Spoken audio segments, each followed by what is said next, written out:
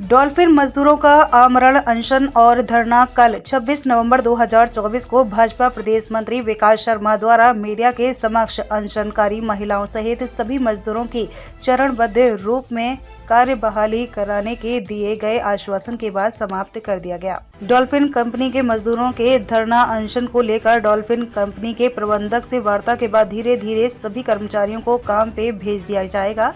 पहले चरण में सभी महिला मजदूरों और विकलांग मजदूरों की कार्य बहाली की जाएगी। उसके पश्चात अन्य चरणों में शेष मजदूरों की भी कार्य बहाली की जाएगी। प्रदेश मंत्री विकास शर्मा ने कहा कि उत्तराखंड में जहां उद्योग आवश्यक है, वहां मजदूरों के हितों का संरक्षण भी धामी सरकार में किया जाएगा। उन्होंने बताया कि पूर्व में भी मुख्यमंत्री पुष्कर सिंह धामी ने बेरोजगार नौजवानों के लिए सिडकुल के अंदर बहुत लड़ाई लड़ी है। उन्होंने कहा कि डॉल्फिन कंपनी के प्रबंधक से फोन पर वार्ता के बाद ही इन कर्मचारियों की हड़ताल को समाप्त करवाया गया है। जल्द ही सभी कर्मचारियों को समायोजित करा दिया जाएगा, जिसकी पुष्टि डॉल्फिन मजदूर नेता सोनू कुमार ने भी मीडिया के समक्ष की। उनके सामने ही विकास शर्मा जी की कंपनी मालिक के साथ दूरभाष पर बातचीत हुई थी। इसके पश्चात 37 दिनों से आमरण अनशन पर बैठी चारों महिलाओं मजदूरों और विगत 29 दिनों से अनशन पर बैठे डॉल्फिन मजदूर संगठन के अध्यक्ष ललित कुमार का अनशन तोड़ा गया। उस दौरान भी विकास शर्मा जी द्वारा मीडिया के समक्ष पहले चरण में अनशनकारी महिलाओं सहित सभी महिलाओं और विकलांग मजदूरों की कार्य बहाली का आश्वासन दिया। फिर बाकी चरणों में अन्य सभी मजदूरों की भी कार्य बहाली करा दी जाएगी। दोनों पक्ष द्वारा एक दूसरे के खिलाफ की गई कार्यवाही भी वापस ले ली जाएगी।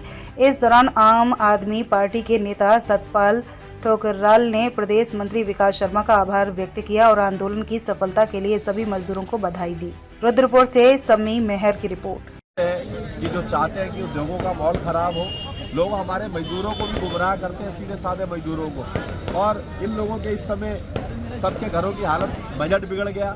सब नौकरी करने आए हैं, किराए के मकान में रहते हैं, बच्चों की फीस नहीं जा रही थी, किसी की EMI नहीं जा रही है, क्योंकि हम सब छोटे परिवारों के लोग हैं। सब पैसे से कार्ड से सामान ले लेते हैं। आज स्थितियाँ बहुत ख़राब हो चुकी हैं और कोई सुध लेने वाला नहीं है। जब मेरी बात हुई है, मैंने इनके जो कर्मचारी हैं, सोनू, ये हमारे ललित, इन सब लोगों से भी वार्ता की। फिर मैंने ADM साहब से भी बात की, फिर मैंने ALC से भी बात की, फिर इनके प्रबंधन से ही मैंने बात की। तो जो छोटे मोटा बीच में तनाव आ रहा था, जो छोटी मोटी बातें थी जिस पे इनकी लड़ाई चल रही थी, वो ख़त्म हो गई हैं। वो प्रबंधन ने भी मुझे पूरा भरोसा दे दिया है कि वो सारी बातें मानने को तैयार हैं। इधर से कर्मचारी भी तैयार हैं कि हम बैठ के अब वार्ता करेंगे और बात के साथ काम करेंगे। उनकी तरफ से भी बड़ा दिल किया उन्होंने, उनके प्रबंधन ने। उन्होंने भी कहा है कि हम लोगों को थोड़े लोगों को अंदर करते जाएंगे और जो लोग अच्छा काम करते जाएंगे उनको आगे बढ़ाते जाएंगे और हम धीरे धीरे करके अपने सारे मजदूरों को ले लेंगे। क्योंकि अभी कुछ लोगों ने मजदूर नए भी रख लिए हैं, ये हड़ताल पे थे। अभी दिसंबर का महीना चल रहा है, दिसंबर के महीने में नई गाड़ी बिकती नहीं है। कुछ प्रबंधन की समस्याएं भी हैं, हम उनको भी समझ रहे हैं। लेकिन हमारा ये प्रयास है कि दोनों पक्षों का हम ऐसा तालमेल करें कि दोबारा ये हड़ताल ना हो। और मैं तो आप जानते हैं, पिछले मजदूरों की बहुत लंबे समय से लड़ाई लड़ता रहा हूँ। सिडकुल के अंदर माननीय मुख्यमंत्री पुष्कर सिंह धामी जी के नेतृत्व में हमने तब भी लड़ाई लड़ी कि उत्तराखंड के नौजवानों को रोजगार मिले। 70% रोजगार के लिए हमने लड़ाई लड़ी। सिडकुल कूच किया हमने धामी जी के नेतृत्व में। और पहले भी बहुत सारी कंपनियां, चाहे HP हो, रेडिएंट हो, गणेश पॉलीटेक्स हो, ब्रिटानिया हो, पार्ले हो, नेस्ले हो, इन सब कंपनियों की स्ट्राइक में भी हम लोग रहे।